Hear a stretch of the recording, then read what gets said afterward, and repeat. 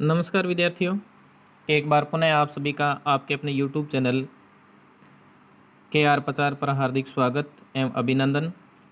आज मैं आप लोगों के लिए लेकर आया हूँ विशेष तौर से कक्षा 11 और 12 के लिए आपके पाठ्यक्रम में टॉपिक है काव्य गुण और काव्य दोष।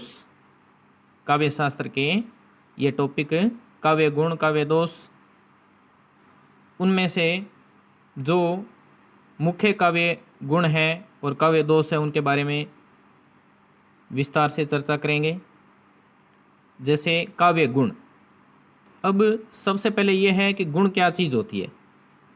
जिस प्रकार, जैसे यहाँ दे रखा है कि जिस प्रकार मनुष्य में शूरवीरता, सहचरित्रता, उदारता, करुणा, परोपकार आदि मानवीय गुण होते हैं, ठीक उसी प्रकार काव्य में भी प्रसाद, ओज, माधुर्य आदि गुण होते हैं।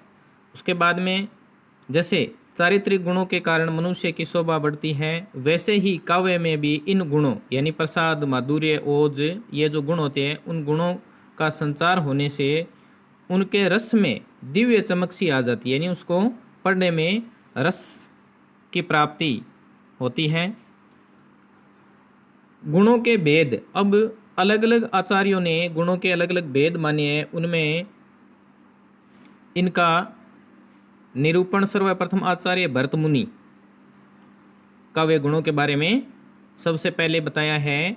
आचार्य भरत मुनि ईसा पूर्व प्रथम शताब्दी में उनके द्वारा रचित जो ग्रंथ है उसका नाम है नाट्य शास्त्र ग्रंथ। ये कंपटीशन के जो पेपर होते हैं उनमें अक्सर ये उनके ग्रंथ का नाम पूछा जाता है। काव्य शास्त्र ग्रंथ में किया गया था। इन्होंने 10 गुण माने थे, यानी भरत मुनि ने 10 गुण माने थे। इसमें पहला श्लेष, दूसरा प्रसाद, तीसरा समता, चौथा समाधि, पांचवा माधुर्य, छठा ओज, सातवां पद सौकुमारियत और अर्थव्यति, उदारता और 10वां है कांति। उसके बाद में बामय ने भी 10, उनमें से मुख्य उन्होंने 2 को माना। उन्होंने मुख्य प्रसाद और माधुर्य 2 गुणों को माना। उसके बाद में दंडी ने भी 10 माने, भरत मुनि के अनुसार ही माने। उन्होंने ये जो कर्म है ये आगे पीछे किए थे, वो मैंने ऑफलाइन क्लास में लिखाया भी है। उसके बाद में वामन ने 2 माने, 2 में शब्द गुण और अर्थ गुण। उसके बाद में है आचार्य मम्मट, इनके ग्रंथ का नाम है साहित्य दर्पण। इसमें इन्होंने प्रसाद, ओज व माधुर्य को ही स्वीकार किया। ये लाइन इंपॉर्टेंट है, ये पंक्ति महत्वपूर्ण है। इन्होंने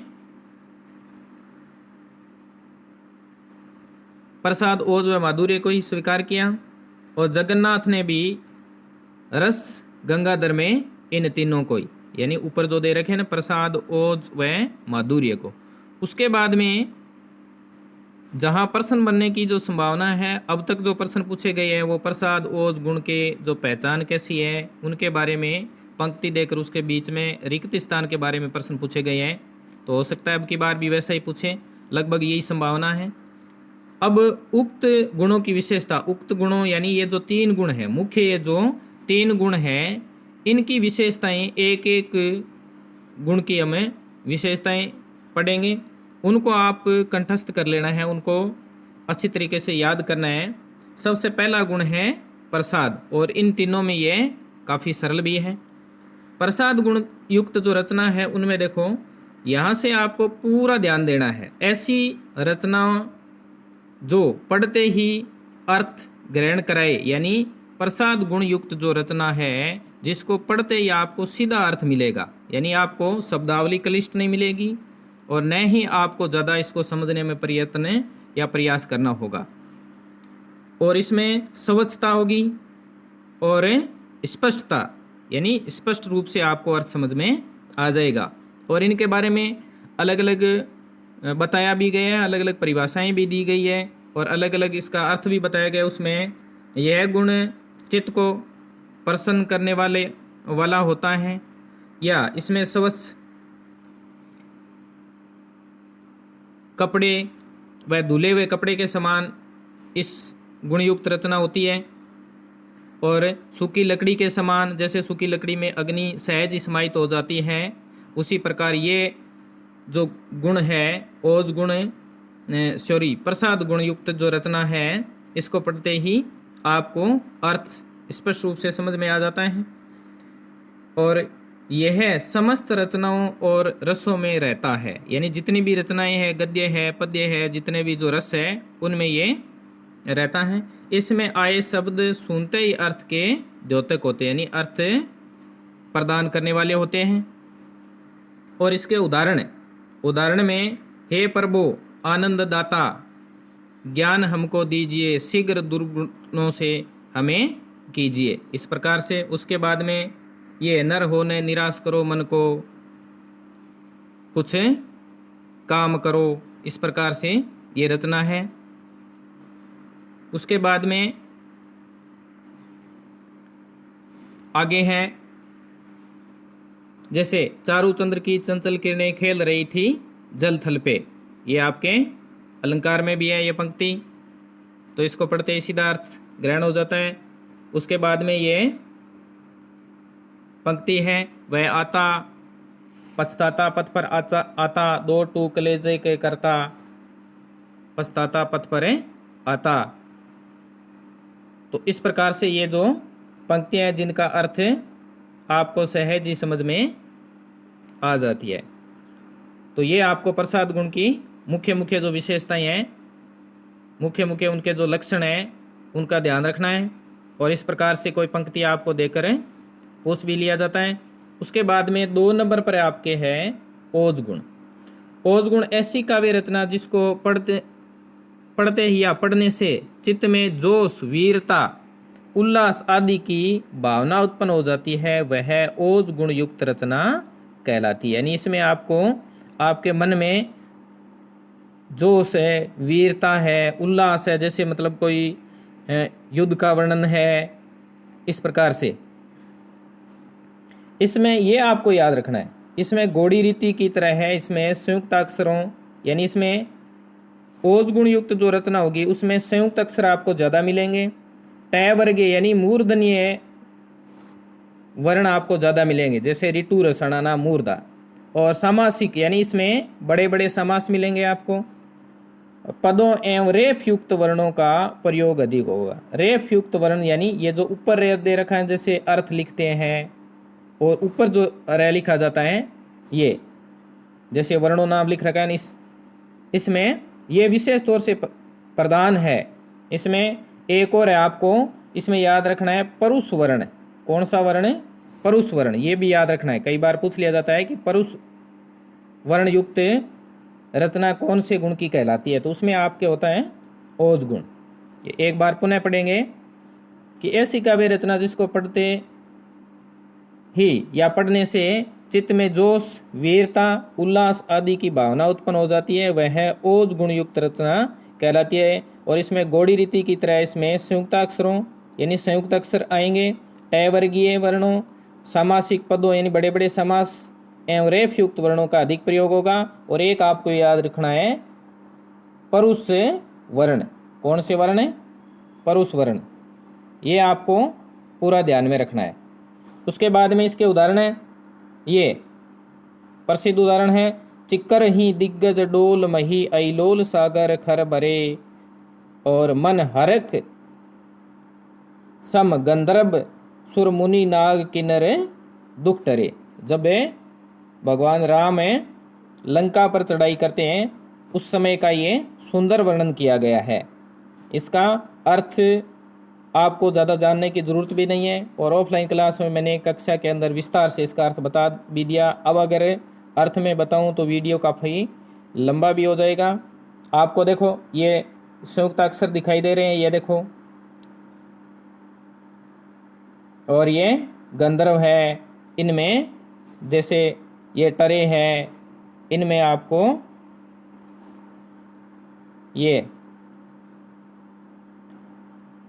वर्ण दिखाई दे रहे हैं, जैसे ये टय है, सुरमुनि है, गंधर्व है, ये आपके मूर्धन्य वर्ण दिखाई दे रहे हैं। उसके बाद में जे मुंड मुंड बंडासुर खंडिनी, ये देखो इसमें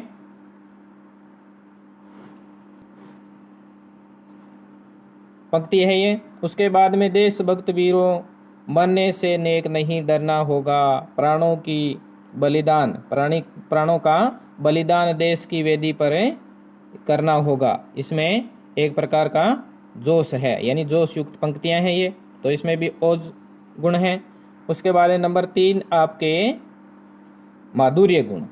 माधुर्य गुण में इसमें देखो, हृदय को आनंद उल्लास से द्रवित करने वाली कोमल कांत पदावली से युक्त रचना माधुर्य गुण संपन्न होती है। कोमल कांत पदावली होगी, यानी कलिष्ठ शब्दावली, ओज की तरह ये नहीं होगा। अर्थात ऐसी काव्य रचना जिसको पढ़कर चित्त में श्रृंगार करुणा, ये याद रखना भाई, श्रृंगार करुणा या शांति के भाव उत्पन्न होते हैं, वह माधुर्य गुण युक्त रचना मानी जाती है। ये विशेषताएं आपको पूरे ध्यान में रखनी है। और अगर आप इनकी तुलना कर पढ़ोगे ना, ओज और प्रसाद और माधुर्य, ओज और माधुर्य में एक दूसरे से लगभग आपको विलोम विशेषताएं मिलेगी। इसमें तय वर्गीय व्यंजन होते हैं, इसमें ये नहीं होते हैं। इसमें परुष वर्ण होते हैं, इसमें परुष नहीं होता है। इसमें जोश वीरता उल्लास ये होता है। इसमें कोमलकांत पदावली, जिसमें ऐसी रचना जिसको पढ़कर चित्त में श्रृंगार करुणा व शांति रस का भाव हो, माधुर्य गुण युक्त रचना मानी जाती है। इसमें देखो यहाँ पर गौड़ी रीति है और इसमें वैदर्भी रीति की तरह है। इसमें संयुक्ताक्षरों, टय वर्गीय वर्णों एवं समासिक पदों का अभाव पाया जाता है, यानी इसमें समास युक्त रचना होती है। इसमें समास ज़्यादा होते हैं। इसमें नए के बराबर समास होते हैं, अगर होते हैं तो एकदम अल्प होते हैं। संयुक्ताक्षर, टय वर्गीय वर्णों एवं समासिक पदों का अभाव पाया जाता है अथवा अल्प प्रयोग होता है, या फिर अगर होते हैं तो बिल्कुल कम। उसके बाद में श्रृंगार, हास्य, करुण, शांत आदि रसों से युक्त रचनाओं में माधुर्य गुण पाया जाता है। ये आपको पूरा याद रखना है। उसके बाद में ये है उदाहरण, बतरस लालच लाल की मुरली धरी लुकाए, सोहे करे बोहे हंसे, देन कहे नटी जाए। ये अच्छी पंक्ति है कि गोपियां हैं वो कृष्ण से रुष्ट हो जाती हैं और बतरस लालच लाल की, यानी बातों के लालच में वो क्या करती है कि भाई कृष्ण की बांसुरी को हम छिपा देते हैं, लुका यानी छिपा देते हैं। और बाद में जब कृष्ण उस बांसुरी को ढूंढने के लिए गोपियों से पूछते हैं तो गोपियां यही चाहती हैं कि भाई कृष्ण हमसे बोले, रूठे हुए हैं। तो कृष्ण जब बांसुरी उनसे मांगते हैं तो वो कहते हैं कि सोहे करे बोहे हंसे, यानी सौगंध खाती है, और बोहे हंसे यानी आंखों में ऐसा लग रहा है कि वो हंस रही है। तो कृष्ण समझ जाते हैं कि भाई गोपियों का ये काम है, मेरी जो मुरली है वो इन्होंने छुपाई है। तो बाद में वो कहते हैं कि भाई देवो, तब वो देन कहे नटी जाए, यानी वो मना कर देती है कि भाई हमारे पास तो नहीं है। अच्छी पंक्ति है ये भी। उसके बाद में ये बिहारी की पंक्ति है, कहत नटत रिझत खिजत, मिलत खिलत लजियात, भरे बोन में करते हैं नैनन ही सो बात। कि नायक और नायिका कहत नटत रिझत खिजत, यानी काफ़ी है भवन के अंदर, तो वो रिझते खींचते हैं, मिलत खिलते लजियात शर्माते हैं, भरे बोन में करत है नैन, यानी नेत्रों से ही बात या इशारे करते हैं। तो इसमें श्रृंगार रस। उसके बाद में कंकन किंकनी नूपुर धुनी सुनी, कहत लखन राम राम हृदय गुनी, और मानहु मदन दुंदुबी दिन ही मनसा विश्व विजय करे लिन ही। ये रामचरितमानस की पंक्तियां हैं। तो ये हो गए आपके काव्य गुण 3, जिसमें प्रसाद, ओज और माधुर्य। प्रसाद में आपको एकदम सरल सरल सीधा सीधा अर्थ मिलेगा, और जैसे धुला हुआ कपड़ा होता है वैसे, सूखी काष्ठ लकड़ी होती है वैसे। और ओज में आपको संयुक्ताक्षर मिलेंगे, वैदर्भी और ये गौड़ी रीति होगी, समास बड़े बड़े होंगे, माधुर्य वो मूर्धन्य व्यंजन, ऋतु रसणाना मूर्धन्य आपको ज़्यादा मिलेंगे, और श्रृंगार में इनसे एकदम विलोम है। उसके बाद में है काव्य दोष। एक प्रश्न आपके काव्य गुण में से आएगा और एक प्रश्न आपके काव्य दोष में से आएगा। काव्य दोष में, दोष का मतलब कमी। इसमें देखो, किसी व्यक्ति या वस्तु में किसी प्रकार की कोई कमी होना उसका दोष कहलाता है। बस ये है। उसमें क्या था, किसी व्यक्ति की जो अच्छाई जैसे सूरवीरता है वो गुण में तो वो था, दोष में ये। इसी प्रकार किसी काव्य में यदि किसी प्रकार का कोई दोष या कोई कमी हो तो वह काव्य दोष माना जाता है। बस ये याद रखना है आपको। उसके बाद में दोष की परिभाषा विभिन्न आचार्यों ने अपने अपने मत से दी है। आचार्यों के परिभाषा का सारांश किसी भी काव्य में रस गुण माधुर्य, यानी जो जो आचार्य हैं उन्होंने अपने अपने हिसाब से दोष की परिभाषा बताई है, उनका सारांश यहाँ है। आपको उन विद्वानों की या उन आचार्यों की जो परिभाषा है उनको रटने की जरूरत नहीं है। ये बड़ी क्लासों के यानी ग्रेजुएशन या पोस्ट ग्रेजुएशन उनकी बात है। तो किसी भी काव्य में रस गुण माधुर्य आदि को नष्ट करने वाले तत्व एवं मानसिक चिंता में वृद्धि करने वाले तत्व काव्य दोष कहलाते हैं। ये याद रखना है। उसके बाद में काव्य दोषों को मुख्यतः 3 श्रेणियों में विभाजित किया गया है। कितनी श्रेणियों में? 3 श्रेणियों में। उसमें शब्द दोष या पद दोष और वाक्य दोष या अर्थ दोष, यानी शब्द या पद, और उसके बाद में काव्य दोष में रस दोष और अर्थ दोष। अब शब्द दोष या पद दोष में देखो, व्याकरण के नियमों के विरुद्ध किसी शब्द या पद के प्रयोग को शब्द दोष अथवा पद दोष माना जाता है। यानी व्याकरण के नियमों का पूर्ण पालन जब नहीं होता है तो वहां ये दोष माना जाता है। उसके बाद में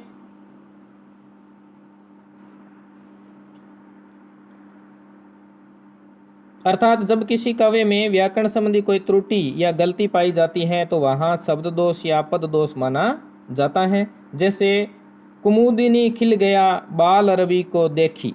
अब कुमुदिनी खिल गया की जगह खिल गई होना था, क्योंकि लिंग संबंधी है सुधी है इसमें। उसके बाद में आपसी सौजन्यता देखी न जाती कहीं। अब देखो सौजन्यता, इसमें पद का दोष है, क्योंकि वर्तनीगत सौजन्यता ऐसे नहीं लिखा जाता है। इसका अर्थ होता है, इसको शुद्ध लिखा जाता है सौजन्य अथवा सुजनता। उसके बाद में वाक्य दोष या रस दोष, जब किसी काव्य में कर्म भंग संबंधी कोई त्रुटि पाई जाती है, यानी पहले वाला शब्द बाद में और बाद वाला पहले, वहां काव्य दोष या रस दोष माना जाता है। जैसे अमानुषी भूमि अबानरी करो, यहाँ रावण कह रहे हैं कि मैं इस पृथ्वी को मनुष्य और बंदरों से रहित कर दूंगा, लेकिन उन्होंने जो बात पहले कहनी थी वो बाद में और बाद वाली पहले। इनका विस्तृत विवरण करना यहाँ संभव नहीं है क्योंकि वीडियो काफ़ी लंबा हो जाएगा। मैंने क्लास में तो बिल्कुल अच्छी तरीके से पूरी डिटेल से एक एक शब्द को अच्छी तरीके से एक्सप्लेन करके बता दिया है, व्याख्या करके बता दिया है। और आगे देखो, इसमें खरगोश को काट कर गाजर खिलाओ। अब यहाँ गाजर को काट कर खरगोश को खिलानी थी, अब आपने खरगोश को पहले ही काट दिया तो गाजर किसको खिलाओगे? तो ये गलत है। बच्चे को प्लेट में रख कर खाना खिलाओ। अब बच्चे को प्लेट में थोड़ा ही रखना है, प्लेट में रखना है खाने को। विश्व में मिलते नहीं है वीर भीम समान के। अब भीम के समान होना था, तो यहाँ पदगत दोष। उसके बाद में अर्थ दोष, वाक्य दोष था, इसमें रस दोष। उसके बाद में अर्थ दोष में किसी काव्य में अर्थ से संबंध रखने वाला दोष अर्थ दोष कहलाता है। सामान्यतः जब किसी वाक्य में एक ही अर्थ प्रकट करने वाले अनावश्यक शब्दों का प्रयोग कर दिया जाता है तो वहां अर्थगत दोष माना जाता है। जैसे मालोपमा अलंकार में होता है ना, एक ही अर्थ वाले कई, जैसे बांध्यो जलनिधि निर्निधि जल्दी सिंधु वारिद सत्य तोय निधि कंपित पयोधि नदीस। ये समुद्र के ही बार बार पर्यायवाची आ गए तो यहाँ ये दोष माना जाएगा। यानी एक अर्थ के बार बार शब्द है तो इनसे ये जो पंक्ति है ये दूषित हो गई है। मैं प्रातः काल के समय घूमने जाता। अब देखो प्रातः और काल दोनों लिख दिया तो इसका मतलब दोनों नहीं आना था। प्रातः कह दिया तो प्रातः काल और समय, यहाँ समय लिखने की जरूरत नहीं थी। उसके बाद में हम रविवार के दिन यहाँ नहीं आते। अब रविवार भी लिख दिया और के दिन भी लिख दिया तो ये सही नहीं है। उसके बाद में है मौर्य काल के दिनों में इतने जाति द्वेष नहीं था। तो मौर्य काल और के दिनों ये दोनों नहीं होंगे, एक ही होगा। तो ये दोष था अर्थ दोष। उसके बाद में मुख्य दोष। मुख्य दोष में आपके दोष तो काफ़ी है, लेकिन 5-6 जो दोष हैं वो ज़्यादा महत्वपूर्ण हैं। इसमें च्युत संस्कृति सबसे पहला है च्युत संस्कृति यानी व्याकरणगत।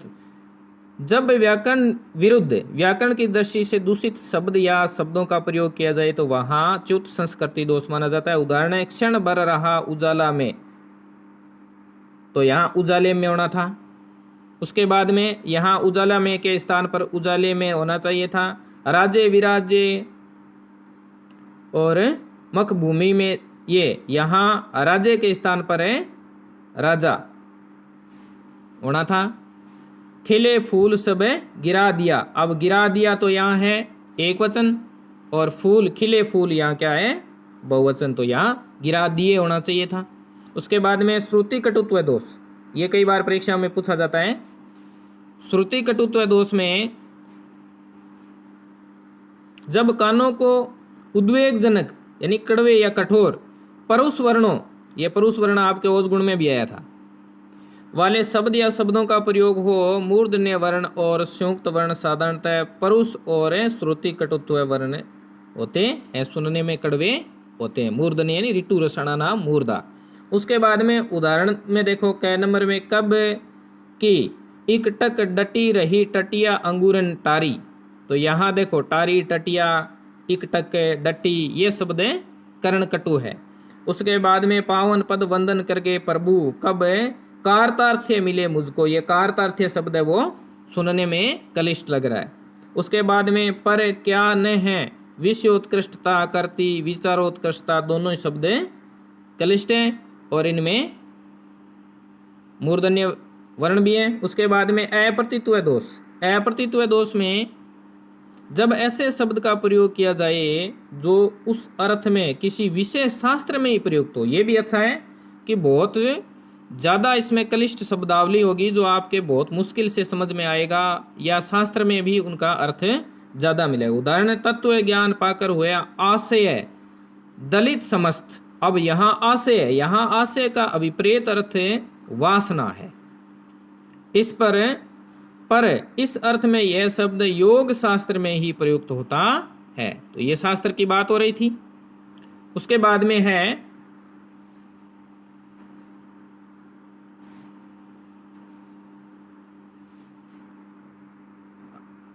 हिमतल बसी दुख देत है ये तेरे अनुभाव। यहाँ अनुभाव देखो, यहाँ अनुभाव का अर्थ चेष्टा ये है, पर इस शब्द का अर्थ अलंकार शास्त्र में ही पारिभाषिक शब्द के रूप में प्रसिद्ध है, ये भी याद रखना है।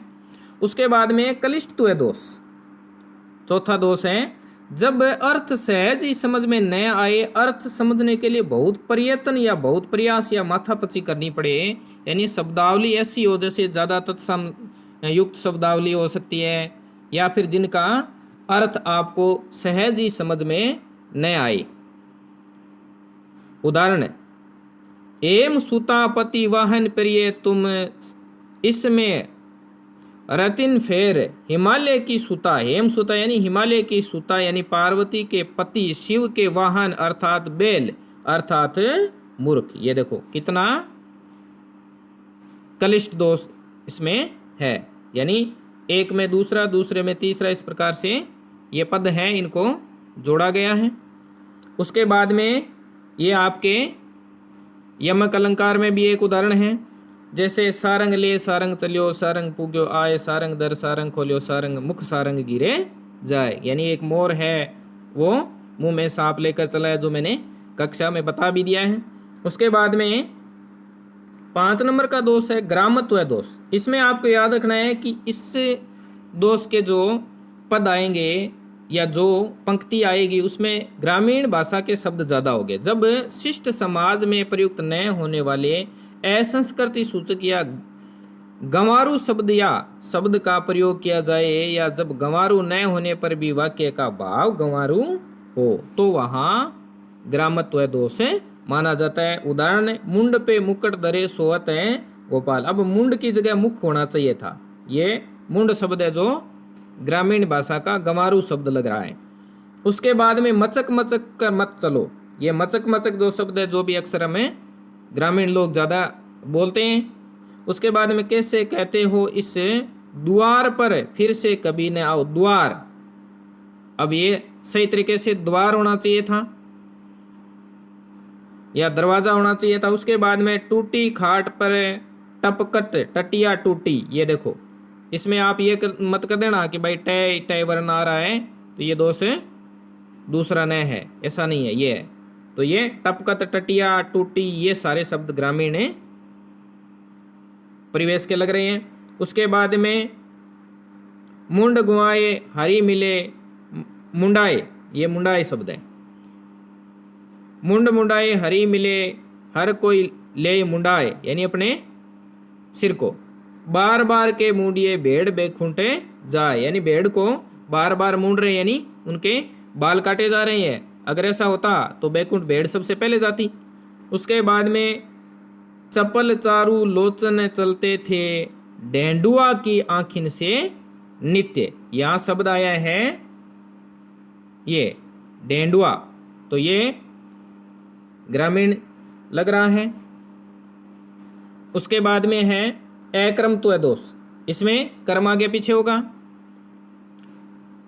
वाक्य रचना की दृष्टि से जहां क्रम भंग पाया जाता है वहां अक्रमत्व दोष होता है, अर्थात वाक्य में शब्द का प्रयोग जहां होना चाहिए वहां नहीं होकर के कहीं अन्यत्र होता है तो वहां अक्रमत्व दोष माना जाता है।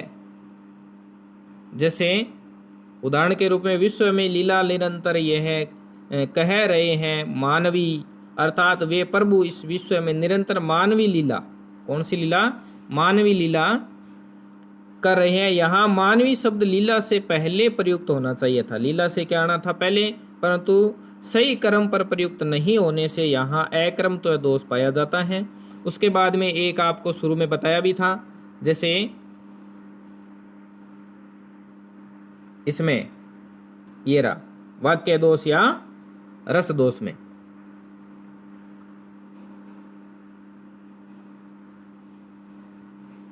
यहां है